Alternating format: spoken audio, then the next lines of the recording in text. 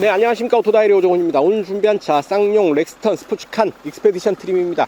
한국을 대표하는 픽업 트럭 모델이죠. 이른바 K 픽업이라고 부를 수가 있을 텐데요. 신압으로 많아지는 수입 픽업 트럭들에 대항해서 국내 시장을 지켜주는 효자차종이라고 볼 수가 있겠습니다. 안타깝게도 쌍용 자동차의 상황이 요즘 그렇게 녹록지가 않죠. 새 주인을 찾아가는 과정에서 좀 힘든 상황에서도 등장한 신형 모델이라서 더 반가운 마음으로 오늘 시승을 진행해 볼까 합니다. 렉스턴 스포츠칸의 익스페디션 트림입니다. 좀 더 강인하고 힘 있는 디자인을 적용한 최고급 모델이라고 할 수가 있겠죠. 익스페디션 트림 전용 블랙 라디에이터 그릴 디자인 되어 있고요. 여기에 칸으로 레터링 처리되어 있고, 측면에 보면 20인치 블랙 휠을 적용하고 있는데 오늘 시승차에는 오프로드 전용 타이어로 교체되어 있습니다. 뒤에 보면 이렇게 롤바 등이 적용되어 있어서 추가로 적용되어 있어서 좀 더 강인한 그런 면모를 잘 드러내고 있지 않나 싶습니다. 여기에 인포콘 시스템 등 여러가지 주행 및 편의 장비들 충분하게 장착하고 있어서 차의 어떤 그 주행 안전 그리고 편의 면에서도 한 단계 더 좋아진 개선된 면모를 확보하고 있습니다. 파워트레인 2.2 디젤 엔진이죠. LET 디젤 엔진에 6단 아이신 자동 변속기를 적용하고 있어서 202마력의 최고 출력을 냅니다. 무엇보다도 45.0kgm의 최대 토크 발생 시점이 1600rpm에서 2600rpm 구간에서 발휘가 된다라는 얘기죠. 그래서 차가 움직이기 시작하면 아주 낮은 rpm, 낮은 엔진 회전 구간에서부터 최대 토크를 만날 수 있어서 좀 더 효율적으로 좀 더 힘있게 이 차를 다룰 수 있게 되지 않을까 싶습니다. 자, 디자인 한번 보실까요? 보닛 위에 이런 디자인 포인트를 줘서 좀 더 강인한 느낌 전해주고 있고요. 자, 5m가 넘는 차체 길이를 확보하고 있고요. 휠 베이스도 3m가 넘습니다. 그래서 실내 공간 충분히 확보할 수 있으면서도 이 데크 공간까지 여유 있게 확보할 수 있게 됐죠. 측면에 익스페디션 에디션 배지 들어와 있고요. 아래쪽에 옆발판 마련되어 있습니다. 데크를 내리면 이렇게 부드럽게 열리고요. 제가 이렇게 걸터 앉아도 좋을 정도로 잘 버텨주죠. 데크는 스포츠와 스포츠칸 데크 용량이 조금 차이가 있습니다. 렉스턴 스포츠는 1011리터고요. 스포츠칸의 경우는 1262리터로 좀 더 넓죠. 최대 적재량도 스포츠일 경우는 400kg, 이 차 같은 경우는 500kg고요. 파워리프 서스펜션, 좀 더 강한 서스펜션을 적용을 하면 700kg까지 적재 용량을 늘릴 수가 있습니다. 자, 데크 아랫부분에 보면 발받침이 있습니다. 이렇게 당기면 발받침이 내려오고요. 그래서 데크를 열고 이렇게 발받침을 밟고 편하게 이렇게 데크에 올라올 수가 있게 되는 거죠. 데크에 오면 바닥은 플라스틱 소재로 되어 있어서 물 청소하기 쉽게 되어 있고요. 양옆에 이렇게 롤바를 더해 놓고 있어서요.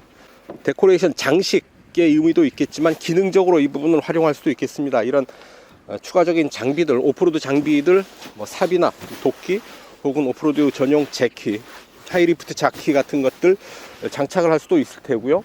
또한 서치라이트 부분도 튜닝을 할 수가 있겠죠. 어쨌든 이 뒷부분 다양하게 연출을 할 수가 있을 테고요. 또한 필요하다면 커버를 씌워버려서 이런 공간이 겉으로 드러나지 않도록 밀폐된 공간으로 추가로 작업을 할 수가 있겠습니다. 이렇게 픽업 트럭 애프터마켓 시장에서 좀 더 다양하게 연출할 수 있는 기회가 있으니까요. 어떤 그 운전자, 오너의 기호에 따라서 필요에 따라서 이 데크 부분은 다양하게 연출을 할 수도 있겠다라는 점 말씀을 드립니다. 자, 이 차는 쌍용 자동차의 인포콘이라는 어플을 다운받아서 원격 조절이 가능한데요. 원격 시동 걸고 차창을 열고 내리고 위치를 확인하고 이런 부분이 가능합니다. 한번 시연을 제가 해보겠습니다. 그러면 이렇게 접속이 가능하고요. 차량 원격 제어 보면 이렇게 에어컨 히터 올릴 수가 있고요. 앞유리 김서림 방지 온오프, 뒷열선 유리 온오프, 이게 다 원격 조절이 가능합니다. 엔진 스타트 누르면 자, 이렇게 시동이 걸립니다. 추운 겨울에 출발할 때 미리 시동 걸어서 실내 따뜻하게 데펴놓은 뒤에 출발할 수도 있겠죠. 김유리, 앞유리, 뒷유리 김서림 방지 열선도 작동을 시킬 수가 있고요. 자, 경적 비상등,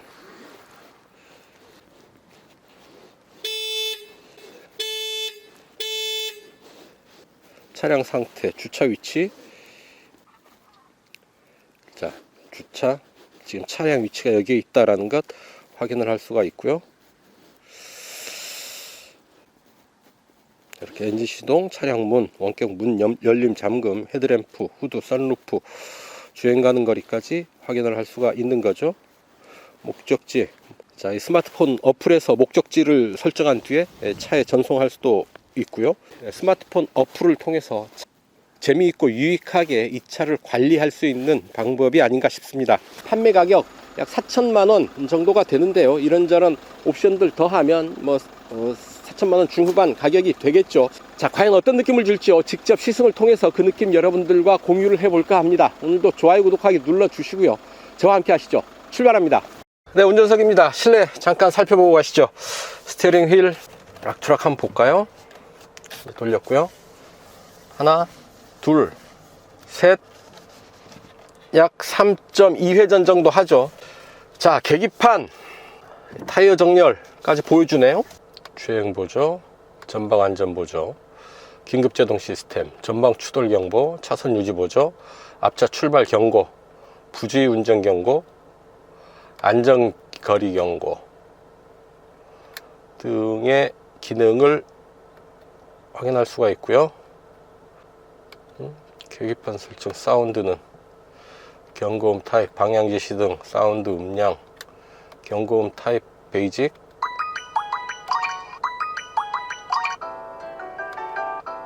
베이직이고요. 네처, 클래식, 트렌디.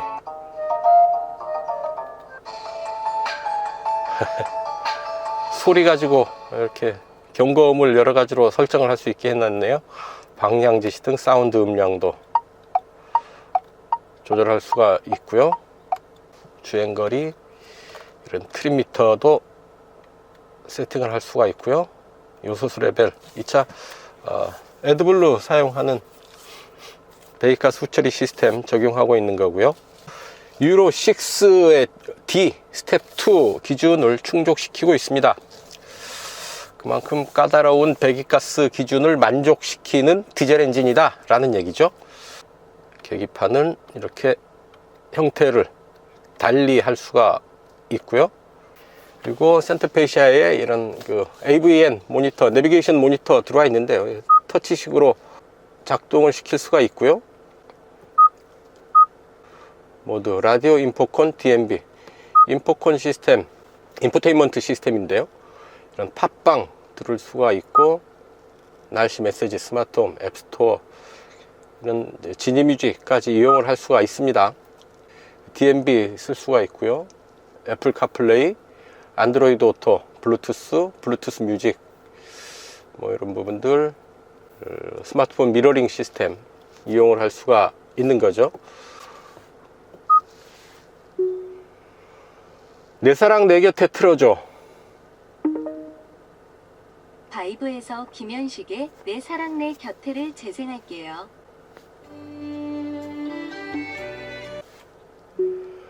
교대역으로 길 안내. 몇 번째 장소로 갈까요? 오늘 날씨. 현재 탄현면은 맑으며 기온은 영하 1도입니다. 렉스턴 스포츠 칸 가격.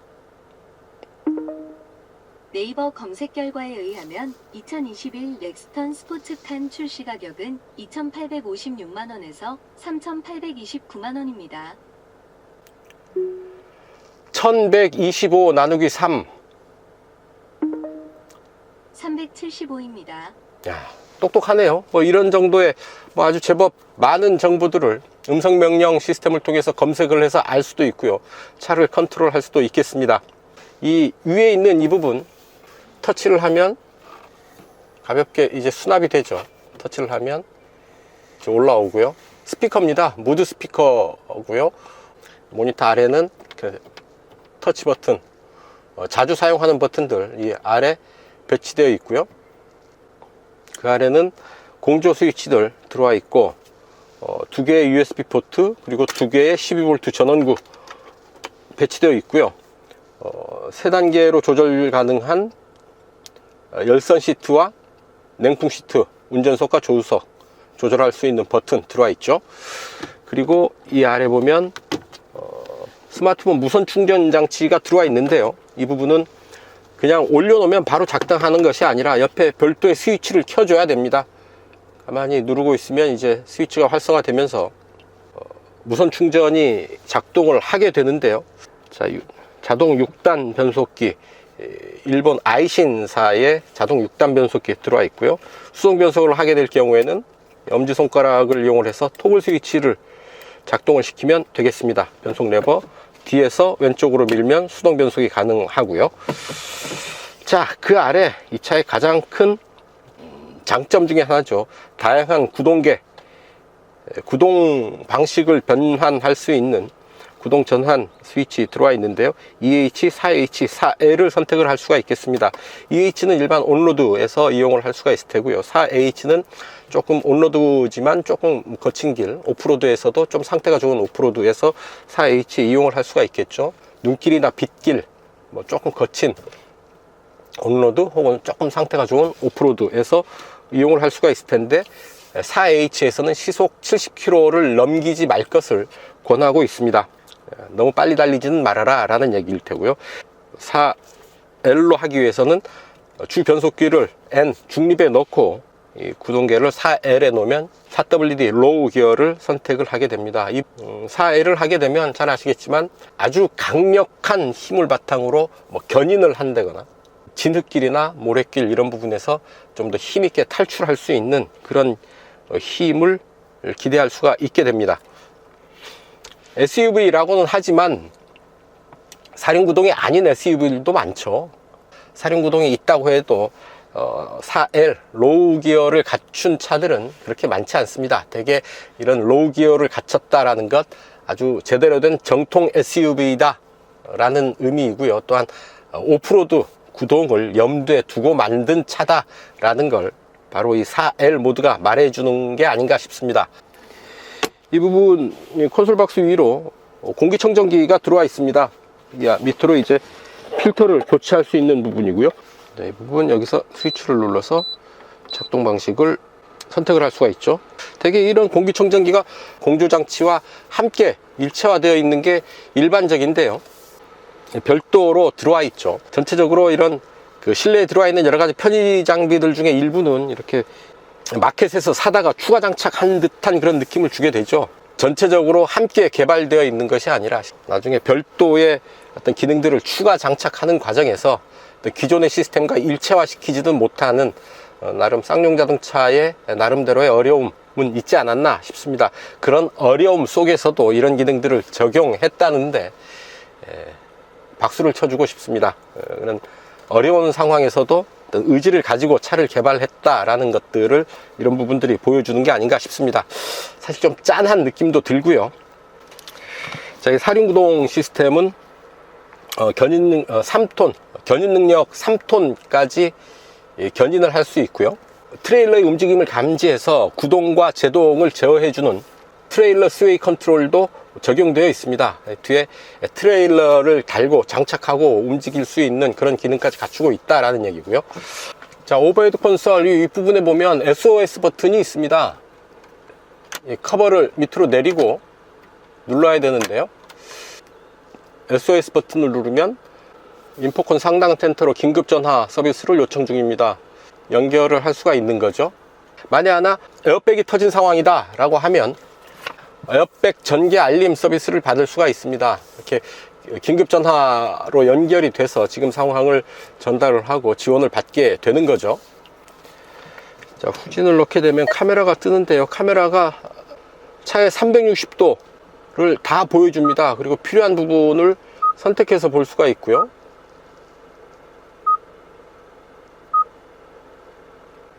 자, 이렇게 앵글을 달리 해가면서 볼 수도 있겠습니다. 자, 운전석 이정도 살펴보시고요. 잠깐 뒤로 가서 뒷좌석 보호하겠습니다. 네, 뒷좌석입니다. 제대로 자세 잡고 앉으면 이런 정도 자세 취할 수가 있겠습니다. 무릎 앞으로 주먹 하나 반 정도 꽉 차게 들어오죠.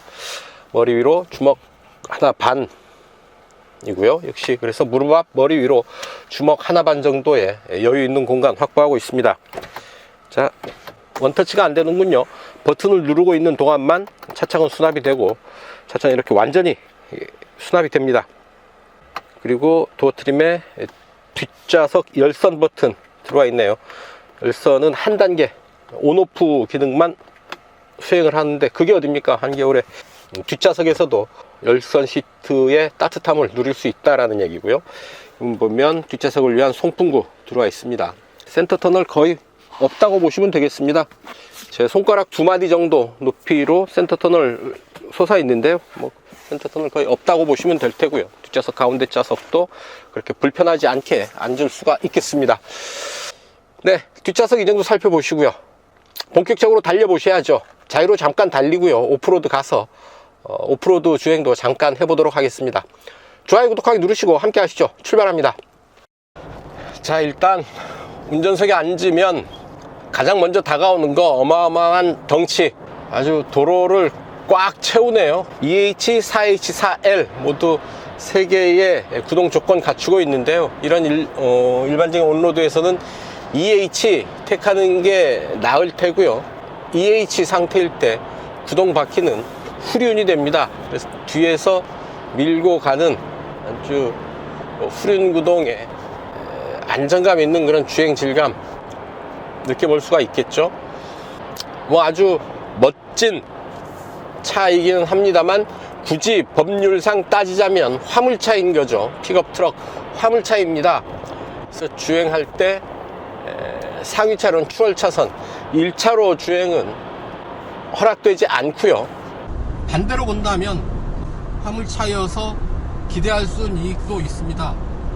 아마 제 기억이 맞다면 28,500원 연간 자동차세로 낼 텐데 이 정도면 그냥 전기차 수준의 자동차세가 아닌가 싶습니다. 그만큼 경제적으로 운영을 할 수 있겠다 싶은 거죠.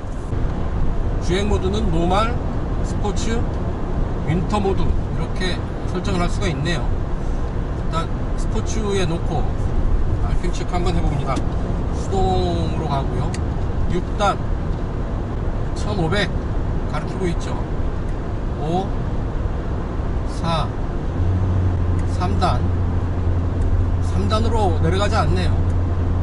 4단 2600 2700 2600 정도 되고요. 6단 1500 RPM 구간에서 시속 100km 커버하고 있습니다. 시속 100km에서 커버한 RPM 구간이 그대로 최대 토크가 발생하는 시점과 거의 겹친다 라고 볼 수가 있겠네요.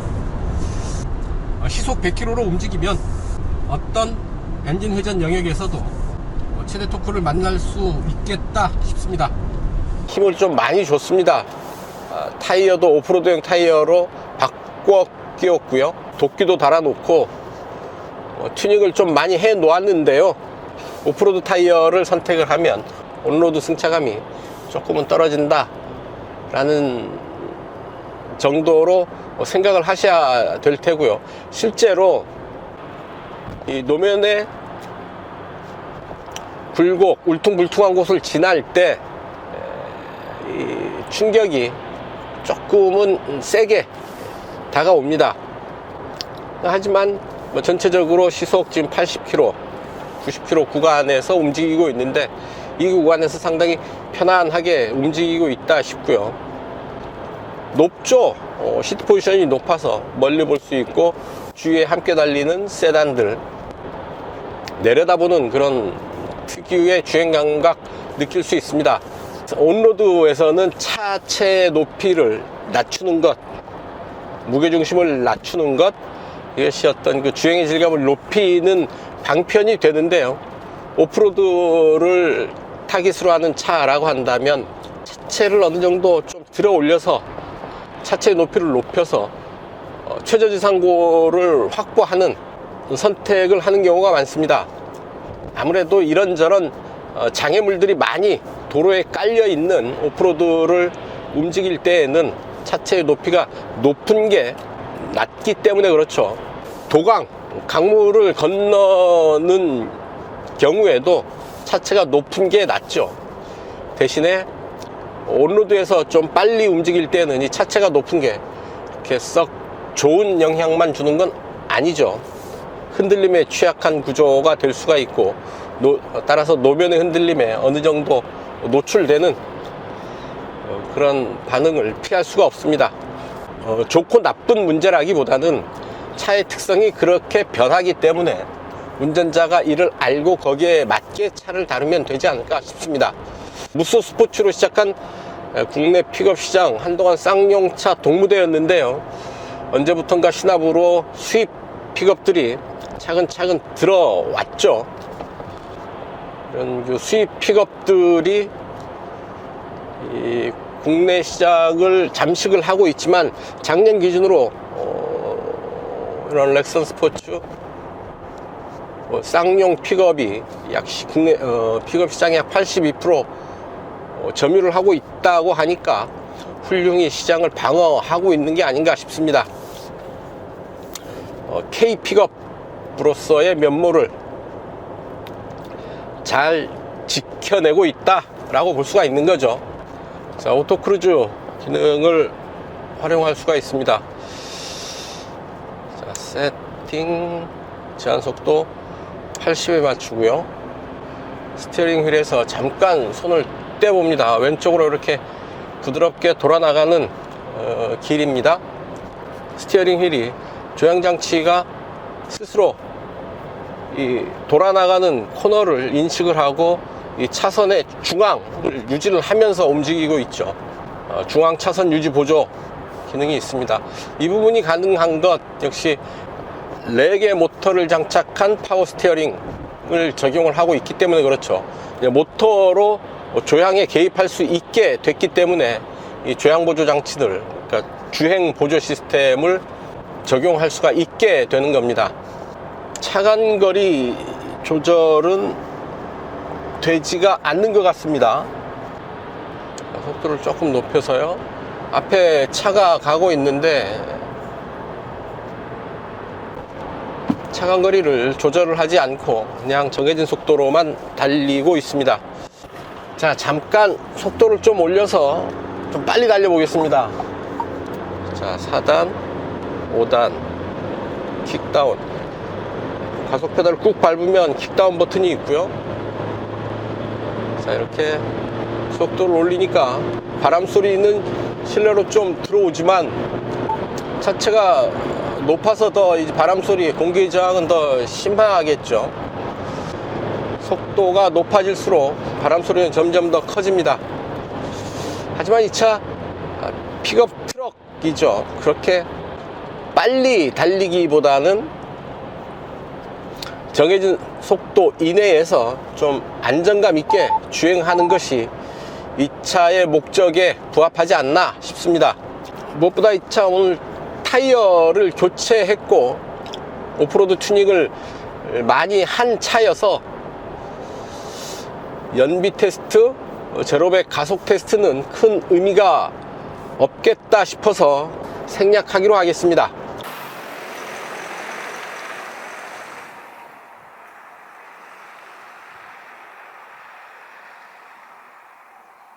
네, 이제 잠깐 오프로드에 올라서 보겠습니다. 주행 모드를 4H로 일단 세팅을 하죠. 움직이는 동안에도 2H와 4H는 바로바로 전환이 되겠습니다. 자, 잠깐 옆으로 한번 붙여서 가봅니다. 자, 옆으로 약간 경사진 노면을 타고 움직이는데요. 뭐 부드럽게 아주 잘 움직이죠. 구동력을 잘 유지하면서 움직이고 있습니다. 특히나 지금 오프로드 전용 타이어를 장착을 하고 있어서 뭐 굳이 사륜구동을 선택하지 않아도 오프로드 전용 타이어의 그립력만으로도 이런 길 정도는 충분히 움직일 수 있지 않을까 싶은데요. 굳이 4의 1이 필요한 상황은 아니지만 4L로도 한번 가보겠습니다. 기어 중립에 놓고요, 레버 4L로 낮추면 깜빡깜빡이다가 4L로 전환이 되죠. 4L의 1단,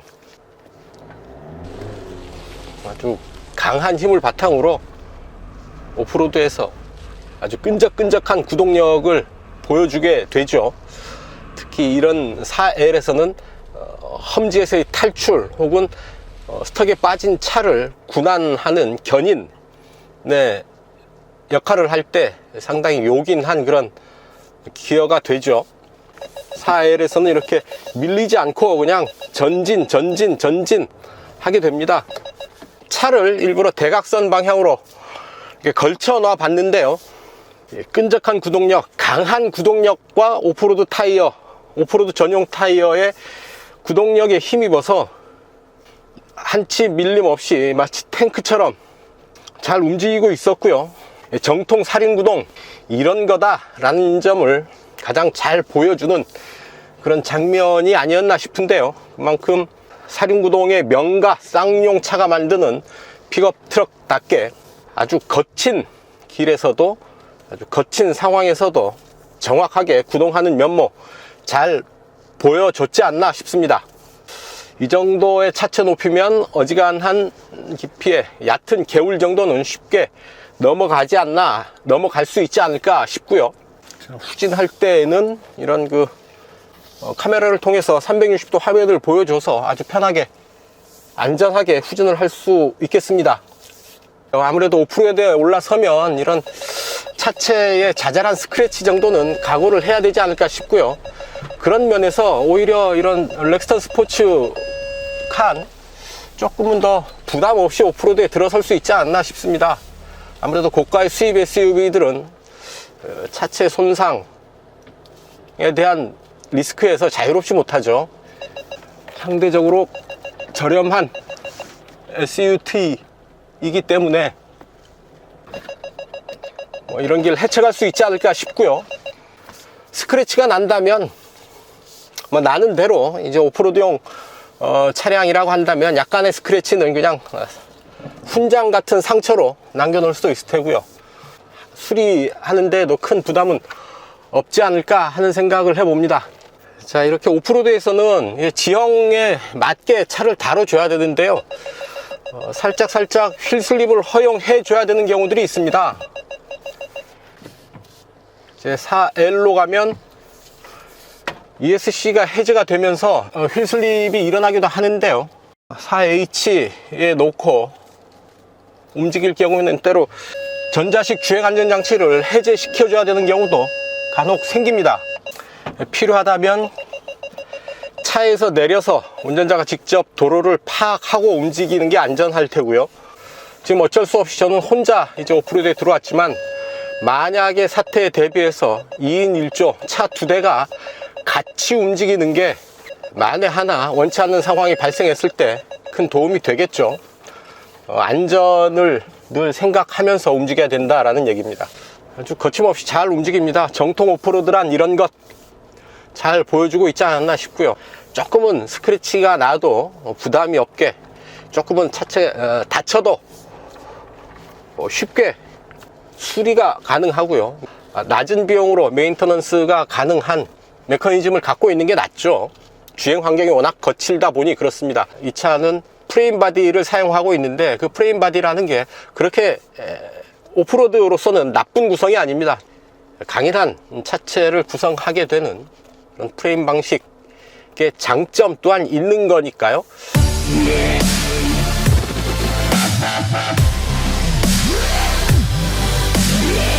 네, 단도직입입니다.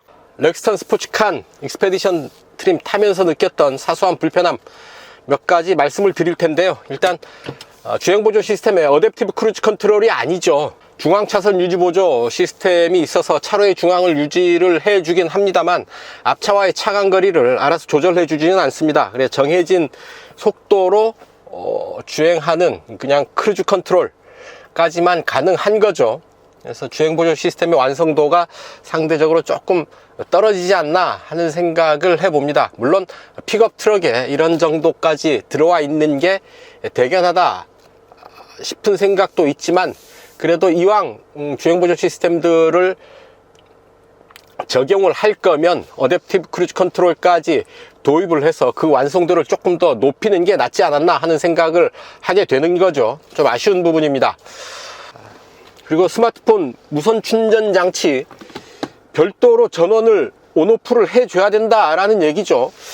그 애프터마켓에서 추가로 장착한 용품 같은 그런 느낌을 주는 거죠. 그냥 스마트폰 올려놓으면 자동으로 알아서 충전을 시작하는 그런 방식이어야지 좋지 않을까 하는 생각을 해봅니다. 있어서 편리한데 작동하는 게 좀 번거롭고 불편하다라는 얘기죠. 네, 지금까지 쌍용 렉스턴 스포츠칸 익스페디션 트림 시승을 했습니다. 역시 쌍용입니다. 오프로드에서 아주 거침없는 주파 성능, 거침없는 주행 능력 보여주고 있는데요. 4L을 기본으로 한 아주 끈끈한 구동력, 탱크 같은 그런 힘을 바탕으로 거침없이 움직이는 모습 아주 탁월했고 인상적이었습니다. 아무나 아무 차나 그렇게 움직일 수 있는 건 아닐 테고요. 역시 탄탄한 기본기를 갖춘 쌍용차가 만드는 픽업이기 때문에 가능한 부분이 아니었나 싶습니다. 2.2 디젤 엔진과 오프로드 전용 타이어, 그리고 4L의 기어가 만들어내는 아주 끈적하고 힘 있는 그런 그 주행 성능은 상당히 인상적이었고요. 또한 여러 가지 어떤 안전 및 편의 장치에 더해서 인포콘을 통해서 누릴 수 있는 여러 가지 엔터테인먼트 요소들, 그리고 인포콘 앱을 통해서 스마트폰 원격 시동, 원격 제어가 가능해져서 훨씬 더 다양하게 이 차를 즐길 수 있게 되지 않았나 싶습니다. 아주 거침없이 움직이는, 거친 길에서 아랑곳하지 않고 거침없이 잘 움직이는 렉스턴 스포츠 칸처럼 쌍용차도 그 앞에 펼쳐진 지금은 조금 힘든 길, 고난의 길을 잘 헤쳐나가서 아주 좋은 결과를 얻어내기를 바라면서요, 오늘 시승은 여기서 마칠까 합니다. 시청해 주셔서 감사합니다. 지금까지 저는 오토다이어리 오종훈이었습니다.